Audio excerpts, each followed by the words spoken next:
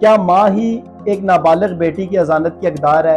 बाप को बेटी की अजानत या गार्डियनशिप नहीं दी जा सकती। बाप भी बेटी की अजानत का हकदार है। अगर माँ बदकिरदार है या उसने दूसरी शादी कर ली है तो बेटी की या बेटे की अजानत जो है वो बाप के हवाले कर दी जाएगी। क्या बाप पर नाबालिग बच्चे की अगवा का मुकदमा दर्ज किया जा सकता है? क्या एक दफ़ा अदालत के जरिए गार्डियन मुकर्रर होने के बाद उस गार्डियन को ख़त्म करके दूसरा गार्डियन मुकर्रर किया जा सकता है? क्या एक दफ़ा माँ गार्डियन मुकर्रर होने के बाद उसी बच्चे की गार्डियनशिप बाप के हवाले भी की जा सकती है? क्या माँ के बदकिरदार होने पर बेटी की हजानत से उसको महरूम कर दिया जाता है? क्या माँ की दूसरी शादी करने के बाद बेटी उस माँ के पास रहने की हकदार है? ये तमाम तर सवालात का जवाब होगा इसी एक लेक्चर में। तो इस वीडियो को एंड तक ज़रूर देखिएगा ताकि आपको ये बात क्लियर हो जाए कि गार्डियनशिप लेने के लिए वो कौन कौन से अवामिल है और कौन कौन से ऐसे लवाजमात है जिसको आप पूरा करने के बाद गार्डियन मुकर्रर होने के लिए अहल हैं। अस्सलाम वालेकुम, चौधरी रिजवान एडवोकेट आपसे मुखातिब हूँ। दोस्तों, नाबालिग बच्चे का गार्डियन मुकर्रर करना हो या सरपरस्त मुकर्रर करना हो, वो कौन सी सूरत हाल है जिसमें एक नाबालिग बच्चे का गार्डियन मुकर्रर किया जाता है? क्या सिर्फ़ और सिर्फ तलाक के बाद एक बच्चे की हज़ानत के लिए, उसकी निगहदाश्त के लिए गार्डियन मुकर्रर किया जाता है, या कोई दीगर सूरत भी है जिसमें बच्चे का गार्डियन मुकर्रर किया जाता है? आपको पता है बिलखुसूस तलाक जो है ये आजकल एक माशरे का नासूर बन चुका है और हर तीसरे घर में तलाक हो रही है और तलाक की रेशो जो है वो काफ़ी हद तक बढ़ चुकी है। एक उस सवाल को डिस्कस करेंगे कि उस सूरत हाल में बच्चे की गार्डियनशिप कैसे ली जा सकती है और इसके अलावा कौन कौन से ऐसे हालात हैं जिस सूरत में बच्चे की गार्डियनशिप ली जा सकती है और बच्चे का सरपरस्त मुकर्रर किया जाता है। तो आप एक चीज़ ज़हन नशीन कर लें कि दो सूरतें हैं जिसमें गार्डियनशिप बच्चे की ली जाती है और बच्चे का सरपरस्त मुकर्रर किया जाता है। एक तो तब कि जब बच्चे का कोई गार्डियन ना हो, बच्चे के कोई वालिदैन ना हो या इवन वालिदैन हों भी, माँ या बाप मौजूद भी हों और बच्चे के नाम पे कोई प्रॉपर्टी हो। बच्चे के नाम पे प्रॉपर्टी कहाँ से आती है? या तो उसको नाना या नानी गिफ्ट कर देते हैं, पैदाइश से ही उसके वालिदैन जो है उसके नाम पे कोई प्रॉपर्टी कर देते हैं, कहीं से भी उसके नाम पे कोई प्रॉपर्टी जो है वो नाम हो जाती है।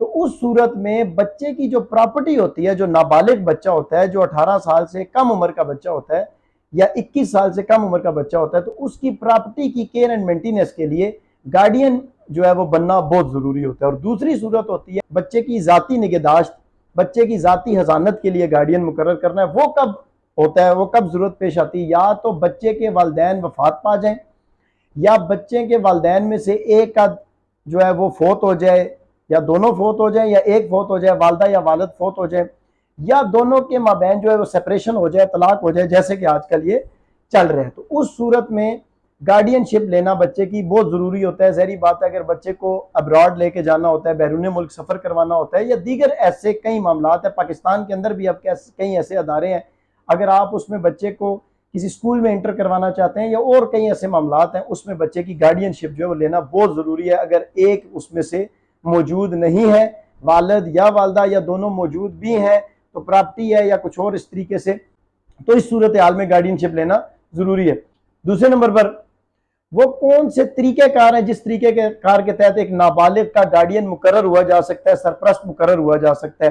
तो तीन तरीके कार हैं जिसके तहत आप गार्डियन मुकर्रर हो सकते हैं किसी नाबालिग के। एक, विल के जरिए, किसी भी बच्चे के गार्डियन ने अपनी जिंदगी में, अपनी हयात में विल कर दियो, वसीयत कर दियो कि मेरी मरने के बाद फलां जो शख्स है वो मेरे बच्चे का गार्डियन होगा।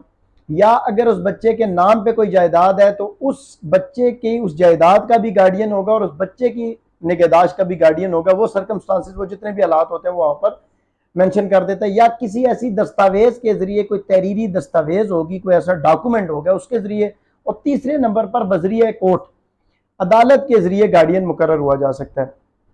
तीसरे नंबर पर हम देखेंगे जो वेरी इंपॉर्टेंट है कि इसका एसेंशियल है गार्डियन पिटीशन का या गार्डियन मुकर्रर होने का, वो ये है कि वो कौन से ग्राउंड्स हैं, वो कौन से अवामिल हैं, कौन से ऐसे एसेंशियल्स हैं जिसमें एक नाबालिग के लिए किसी को गार्डियन मुकर्रर किया जाता है, सरपरस्त मुकर्रर किया जाता है, और वो कौन से ऐसे ज़रूरी अवामिल हैं और वो कौन सा ऐसा एलिजिबिलिटी क्राइटेरिया है कि जो किसी गार्डियन के अंदर मौजूद होगा, किसी शख्स के अंदर मौजूद होगा, तो वो उसमें वो गार्डियन मुकर्रर हो सकता है और उसमें वो तमाम तर खुसूसियात मौजूद होंगी तो वो गार्डियन बन सकता है।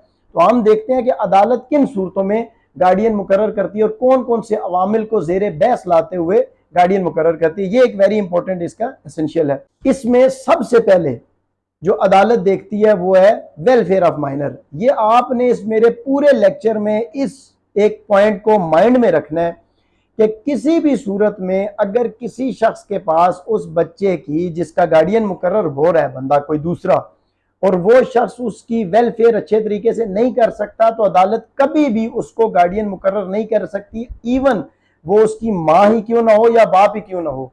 ये एक मिसपरसेप्शन है कि कहा जाता है कि सिर्फ और सिर्फ गार्डियन जो है वो माँ ही मुकर्रर होगी। ये गलत है। ये आगे आप जाके पूरा जब लेक्चर सुनेंगे और मैं इसी तरीके से आसान अल्फाज में इसको समझाऊंगा तो आपको समझ आ जाएगी कि बच्चे का किसी भी नाबालग का गार्डियन मुकर्रर करने के लिए अदालत वो कौन से जरूरी अवामिल है जिसको देखती है, उसमें सरे फहरिस्त है वो है वेलफेयर ऑफ माइनर।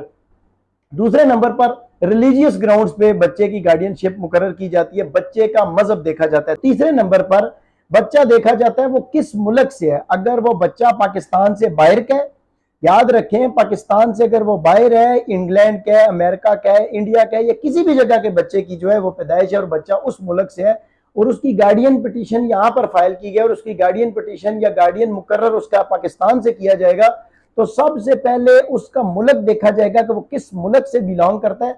वो जिस मुल्क से बिलोंग करता है उसी मुल्क का कानून उस पर अप्लाई करेगा, पाकिस्तानी कानून उस पर अप्लाई नहीं करेगा। तीसरे नंबर पर उस बच्चे की जिसका गार्डियन मुकर्रर किया जा रहा है उसकी वाबस्तगी देखी जाएगी कि उसकी वाबस्तगी किसके साथ ज्यादा है, माँ के साथ ज्यादा है या बाप के साथ ज्यादा है।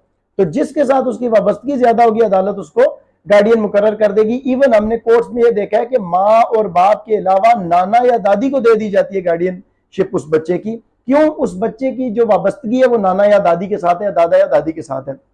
तीसरे नंबर पर पांचवें नंबर पर उसका आएगा आपका बच्चे की कंसेंट, नाबालिग की कंसेंट, कंसेंट ऑफ माइनर। बच्चा जिस तरफ अपनी कंसेंट जाहिर करेगा उस शख्स के हवाले कर दिया जाएगा बच्चा और गार्डियन उसको मुकर्रर कर दिया जाएगा। तो इसमें एक मेन क्वेश्चन ज़हन में रखना है आपने कि कंसेंट बच्चा तभी दे सकता है कि जब वो अदालत में खड़े होकर रैशनल क्वेश्चंस का आंसर दे सके, यानी रैशनल आंसर कर सके। यानी एक चीज आपने इसमें ज़हन में रखनी है कि बच्चा तब भी अपनी कंसेंट दे सकता है कि जब वो रैशनल आंसर्स कर सके रहे, यानी कि जो अदालत उससे सवाल कर रही है तो वो उसको सोचकर और समझकर जवाब देने की अहलियत रखता हो, तभी उसकी कंसेंट को कंसीडर किया जाएगा। ये आपने एक मेन फैक्टर इसमें ध्यान में रखना है। इसके बाद एक मेन पॉइंट आता है कि उस गार्डियन की मर्जी देखना, कि जिस शख्स को गार्डियन मुकर्रर किया जा रहा है उसकी मर्जी पूछना कि क्या तुम गार्डियन बनने के लिए तैयार हो, क्या तुम इस बच्चे के गार्डियन बनने के लिए तुम्हें कोई एतराज तो नहीं है। तो उस बंदे की जो गार्डियन मुकर्रर होना है उसके लिए अदालत उससे उसकी मर्जी पूछेगी। और आखिर में है कि किसी साबका गार्डियन की ख्वाहिश पर, यानी कोई साबका गार्डियन था उससे उसकी ख्वाहिश पूछ लेना कि हम इस शख्स को अब गार्डियन मुकर्रर करने जा रहे हैं, तुम्हें कोई एतराज तो नहीं है। बिलखुसूस ये मियाँ बीवी के दरमियान जब सेपरेशन हो जाती है तो अदालत सबसे पहले बीवी को गार्डियन मुकर्रर करती है। कुछ अरसा बाद जब बीवी उस बच्चे की निगहदाश्त से, उसको केयर एंड मेंटेनेंस करने से तंग पड़ जाती है या किसी भी वजूहात की बिना पर वो बच्चे की अच्छे तरीके से मेंटेनेंस नहीं कर सकती, उसको परवरिश अच्छे तरीके से नहीं कर सकती, तो वो अदालत में या तो खुद आ जाती है या बाप इधर से गार्डियन पिटीशन फाइल करता है। तो अदालत उससे उसकी मर्जी पूछती है कि क्या तुम्हें एतराज तो नहीं है कि अगर हम इसे गार्डियन मुकर्रर कर दें, तो वो अपनी विल वहां पर दे देती है कि ठीक है आप इसे गार्डियन मुकर्रर कर दें, मुझे कोई एतराज नहीं है। यहां तक हमारा एक टॉपिक क्लियर हो गया कि वो कौन कौन सी सूरतें हैं जिसमें अदालत गार्डियन मुकर्रर करती है और कौन से अवामिल है कि जिसमें वो इनको जेरे बहस लाती है। अब आ गया मेन मसला उम्र का। कितनी उम्र तक आप बच्चे की गार्डियनशिप ले सकते हैं? सबसे पहले मैं नाबालिग की उम्र नहीं बता रहा कि नाबालिग लड़की या लड़के की उम्र कितनी होनी चाहिए, कितनी उम्र तक आप गार्डियनशिप अप्लाई कर सकते हैं। किसी भी नाबालिग की अदालत से जब आप गार्डियनशिप लेते हैं या सरपरस्त उसके बनते हैं तो कितनी उम्र उस बच्चे की होनी चाहिए, उस नाबालिग की होनी चाहिए कि आप उसको अदालत के जरिए उसके गार्डियन मुकर्रर हो सकें। तो 18 साल से पहले आप किसी भी बच्चे की गार्डियनशिप अदालत के जरिए अप्लाई कर सकते हैं। लेकिन अगर 18 साल से उसकी उम्र ज्यादा हो गई है फिर आप उसकी गार्डियनशिप अप्लाई नहीं कर सकते। इसमें एक मेन पॉइंट ध्यान में रखना है, अगर आपने 18 साल से पहले किसी बच्चे की गार्डियनशिप ले ली है तो वो गार्डियनशिप चलती है उस बच्चे की 21 साल की उम्र तक। जब तक वो बच्चा 21 साल का नहीं हो जाता ये गार्डियनशिप उसी शख्स के नाम पे चलती रहती है। अब एक क्वेश्चन माइंड में चल रहा होगा कि 18 साल से पहले पहले लेनी है तो फिर 21 साल तक क्यों चलती है? तो ये एक अदालती प्रोसीजर है, ये एक कानून है, सेटल प्रिंसिपल है कि 18 साल से पहले आपने गार्डियनशिप अप्लाई करनी है। लेकिन अगर आपके नाम पे गार्डियनशिप हो जाती है, आप गार्डियन मुकर्रर हो जाते हैं, तो वो 21 साल तक आप उसके गार्डियन मुकर्रर होते हैं। अब आती है मेन क्वेश्चन जो ज्यादातर लोग हमसे पूछते हैं कि जी बताएं लड़के की उम्र कितनी होनी चाहिए तब तक वो माँ के पास रहेगा और लड़की की कितनी उम्र होनी चाहिए? ये मेन क्वेश्चन है जो उन माओ और बापों के लिए कि जिनके माबैन सेपरेशन हो जाती है। तो खासतौर पर बिलखुसूस वालद जो है वो हमसे रब्ता करता है और कहता है मुझे बताएं जी मैं कब तक बच्चे को नहीं ले सकता माँ से, उसकी कितनी उम्र होगी? तो लड़की के लिए जब तक वो बालिग नहीं हो जाती, ये क्राइटेरिया है कि जब तक लड़की बालिग नहीं हो जाती तब तक वो माँ के पास रहेगी, और बेटे के लिए कि जब तक उसकी उम्र 7 साल से ज्यादा ना हो जाए वो तब तक माँ के पास रहेगा। लेकिन ये क्राइटेरिया ऑनरेबल सुप्रीम कोर्ट्स और हाई कोर्ट्स ने खत्म कर दिया है। उन्होंने एक ही प्रिंसिपल सरे बहस रखा है, वो क्या है? वेलफेयर ऑफ माइनर, कि जिसके पास वेलफेयर होगी बच्चे की उसी के पास ये बच्चा जाएगा और वही उसका गार्डियन मुकर्रर होगा। इसी वजह से अक्सर बाप जो है वो क्या करते हैं जी कि वो अपनी हिम्मत खो देते हैं और हिम्मत हार जाते हैं, कहते हैं नहीं जी हमें बच्चा मिलना ही नहीं है, बेटी जो है वो बालग होने तक माँ के पास होगी तो हमें क्या जरूरत है उसकी गार्डियनशिप अप्लाई करने की, और बेटा भी जो है वो 7 साल तक रहेगा या उनकी तो बेटा भी जो है 7 साल तक रहेगा तो हमें गार्डियनशिप अप्लाई करने की जरूरत नहीं है। वो इस चीज से हिम्मत हार जाते हैं। लेकिन वो मेन चीज ये नहीं देखते कि अदालत ने प्रिंसिपल सेट कर दिए कि जिसके पास बच्चे की वेलफेयर होगी उसी के पास बच्चा जाएगा। हमारे पास कई ऐसे केसेस हैं कि जिसमें बच्ची की उम्र 7 साल है, वो माँ के बजाय बाप को दे दी जाती है। क्यों? अदालत देखती है कि वेलफेयर किसके पास है। बच्चे की उम्र जो है वो बेटा है, उसकी उम्र जो है वो 3 साल है, वो माँ के बजाय बाप के हवाले कर दी जाती है। उसका मेन रीजन क्यों है मैं पहले भी बताता चला आ रहा हूं शुरू से कि अदालत देखेगी कि वेलफेयर किसके पास है। इवन इस उम्र का जो फैक्टर है, इस उम्र का जो इशू था, ये अदालतों ने ऐसे भी रिजॉल्व कर दिया है कि माँ और बाप को भी इवन उसकी गार्डियनशिप नहीं दी जाती, उसकी गार्डियनशिप दे दी जाती है या दादा को या नाना को या नानी को या दादी को। वो क्यों? उन्होंने वही सरे फहरिस्त एक पॉइंट को नोट रखना है, उसी को माइंड में रखते हुए वो फैसला कर देते हैं कि बच्चे की वेलफेयर जो है वो किसके पास है, वो नाना के पास है, दादा के पास है। वालिदैन जो है उसके माँ और बाप दोनों हो सकते हैं ऐसे बदकिरदार हो, या उनका जो है उनके पास बच्चे की वेलफेयर हो ही ना, या बच्चा उनके हक में कंसेंट दे दे, यानी अपनी मर्जी जाहिर कर दे कि मैं ना बाप के पास जाना चाहता हूँ ना माँ के पास जाना चाहता हूँ, बल्कि मैं दादा के पास जाना चाहता हूँ। तो ऑनरेबल कोर्ट्स क्या करती हैं, फैमिली कोर्ट्स, वो बच्चे को नाना या दादा के हवाले कर देती है। इसमें एक और चीज आती है कि बच्चा जो है किस सूरतों में माँ के बजाय बाप के हवाले कर दिया जाता है कि माँ अगर बदकिरदार हो, बदचलन हो, उसका किरदार अच्छा ना हो, कैरेक्टर ना अच्छा हो, या उसने दूसरी शादी कर ली हो।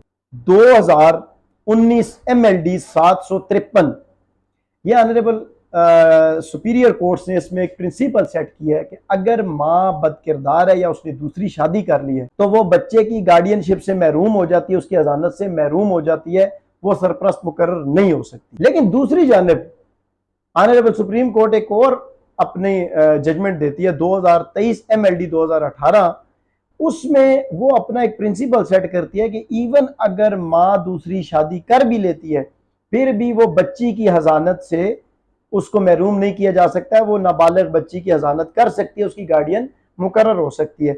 सर्कमस्टांसिस पे डिपेंड करता है। फैमिली कोर्ट्स जहां पर देखेगी बच्चे की वेलफेयर है उसके हवाले नाबालिग को कर देगी और उसको गार्डियन मुकर्रर कर देगी। अब एक और कॉमन क्वेश्चन है जो अक्सर हमसे लोग पूछते हैं कि बच्चे की गार्डियनशिप कहाँ से ली जाए, कौन सी अदालत है जहां से बच्चे की गार्डियनशिप ली जाए? अगर बच्चा मुल्तान में है, रावलपिंडी में है, आप कराची में मौजूद है तो क्या कराची से उसकी गार्डियनशिप ली जा सकती है?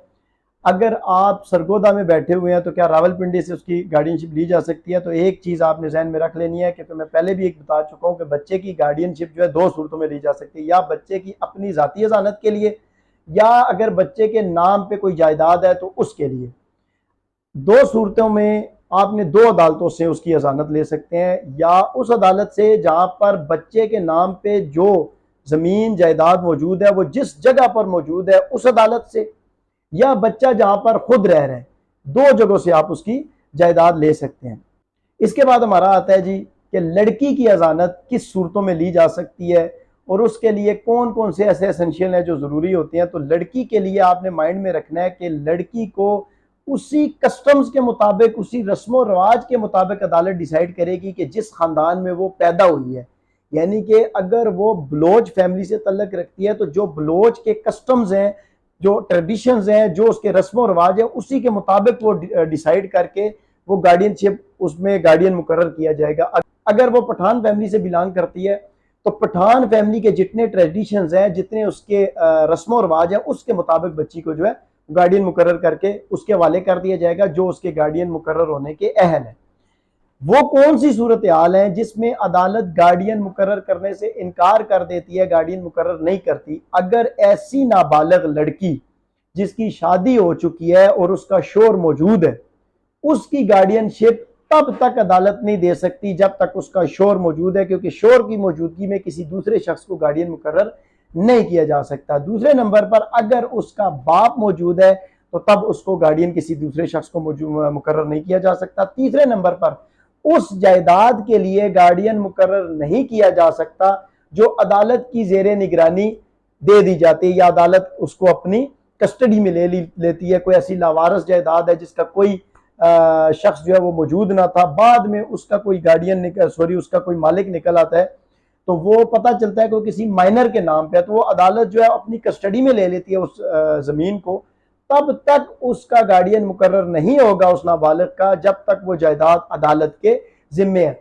अब अदालत के जिम्मे है तो अदालत अक्सर क्या करती है, अब ये एक चीज आप माइंड में रखिएगा, अदालत उस जायदाद के लिए अगर उसका कोई वाली वारिस नहीं है, उस नाबालिग का माँ बाप या कोई दादा दादी मौजूद नहीं है, वो अकेला है, तो अदालत मुतलका कलेक्टर को, असिस्टेंट कलेक्टर को, असिस्टेंट कमिश्नर को, जो इलाके का ये होता है गजटेड ऑफिसर, इसको उस बच्चे का गार्डियन मुकर्रर कर सकती है और उस जायदाद के लिए जो है उसके लिए गार्डियन मुकर्रर करके उसकी केयर एंड मेंटेनेंस पे उसको खुद से मुकर्रर कर सकती है। या वो कलेक्टर खुद से एक एप्लीकेशन देता है, यानी एक रिक्वेस्ट फॉर्म होता है, वो फिल करके कोर्ट को सेंड करता है, तो कोर्ट उसकी देखती है एलिजिबिलिटी क्राइटेरिया कि क्या ये असिस्टेंट कलेक्टर या कमिश्नर जो है ये गार्डियन मुकर्रर होने के लिए एलिजिबल है, क्या उसमें इतनी एहलियत है कि वो इसके लिए गार्डियन बन सकता है। एक और सवाल पूछा जाता है कि क्या एक से ज्यादा गार्डियन भी उस बच्चे के मुकर्रर हो सकते हैं? जी बिल्कुल, एक से ज्यादा भी गार्डियन मुकर्रर हो सकते हैं अगर बच्चे की जो जायदाद है वो एक से ज्यादा सिटीज में मौजूद है, यानी रावलपिंडी में भी मौजूद है, मुल्तान में भी मौजूद है, साहिवाल में भी मौजूद है। तो डिफरेंट जगहों पर जो जिस जगह पे उसकी जायदाद होगी, या तो उसके लिए एक गार्डियन मुकर्रर हो सकता है या उसके लिए एक से ज्यादा भी गार्डियन मुकर्रर हो सकता है साहिवाल से कोई और उसके लिए जाहिर अपनी ख्वाहिश जाहिर करता हो उसको मुकर्रर कर दे। सरगोदा के लिए अलग से होगा, मुल्तान के लिए अलग से होगा और रावलपिंडी के लिए अलग से होगा। गार्डियन किन सूरतों में रिमूव किया जा सकता है? गार्डियन से उसकी वो जितनी भी पावर्स होती हैं या उसको अपॉइंट किया होता है कोर्ट ने, तो किस सूरत में गार्डियनशिप उसकी रिमूव की जा सकती है, खत्म की जा सकती है।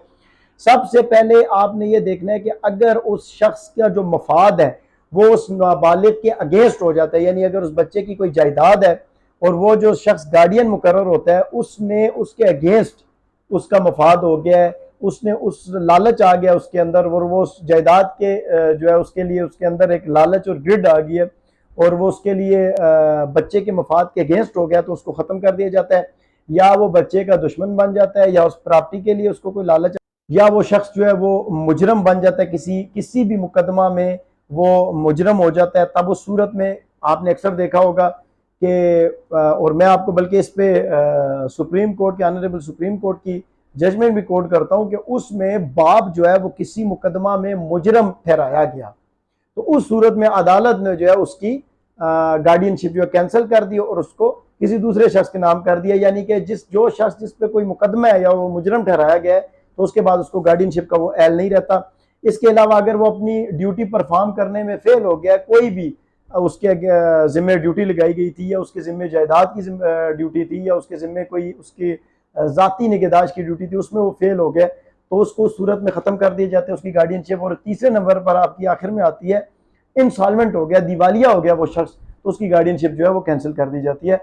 हमेशा एक चीज़ याद रखें, जब भी किसी शख्स को गार्डियन मुकर्रर किया जाता है, बिलखसूस अगर वो वालिद या वालदा से हट के है कोई शख्स, तो उससे छोटी बॉन्ड लिया जाता है, उससे मुचलका लिया जाता है। अदालत अपनी सेटिस्फेक्शन के लिए छोटी बॉन्ड लेती है कि वो इस बच्चे की केयर एंड मेंटेनेंस करेगा, इसकी हिफाजत करेगा, इसकी जायदाद की हिफाजत करेगा। बिलखसूस जहाँ पर जायदाद का इशू आ जाए तो अदालत अपनी सेटिस्फेक्शन के लिए उससे छोटी बॉन्ड लेती है। और दूसरी सूरत में जब कोई भी गार्डियन, इवन वो माँ या बाप हो, उनमें से एक हो, अगर उनके माबैन सेपरेशन हो जाती है, तो अगर एक उनमें से उसको मुल्क से बाहर लेके जाना चाह रहा होता है, तो अदालत अपनी सेटिस्फेक्शन के लिए किसी तीसरे शख्स का उससे छोटी बॉन्ड लेती है, जमानतनामा लेती है कि अगर इस शख्स ने बाहिफाजत इसको इतनी मुद्दत के अंदर अंदर, जितनी उसने मुद्दत अदालत से रिक्वेस्ट की होती है, इतनी मुद्दत के अंदर उसको वापस ना लाया, तो इसके जिस शख्स ने जमानत दी होती है, जिसने छोटी दी होती है, तो उसको जो है अदालत पकड़ सकती है, उसके खिलाफ जो है कार्रवाई कर सकती है। गार्डियन के जिम्मे कौन कौन सी ऐसी ड्यूटीज़ हैं कि जो वो निभाएगा तो तब वो गार्डियन रहने के अहल रहेगा, वो गार्डियन रहने के काबिल रहेगा। अगर अदरवाइज़ वो उसके अंदर ये वाली खुसूसियात नहीं पाई जाती और वो अपनी ड्यूटीज़ से जो है वो फिर जाता है या वो अपनी ड्यूटी सर अंजाम देने में नाकाम हो जाता है, तो उससे गार्डियनशिप ले ली जाती है। वो तीन चीज़ें हैं, बच्चे की हेल्थ, वेल्थ और उसकी एजुकेशन। अक्सर औकात बाप से या माँ से इसी वजह से गार्डियनशिप ले ली जाती है वापस कि उनके पास बच्चे की ये तीन जो है ये उसकी ये पूरी नहीं कर पाता गार्डियन, ये तीन एसेंशियल को पूरा नहीं कर पाता, तो गार्डियनशिप उससे लेकर दूसरे शख्स के हवाले कर दी जाती है।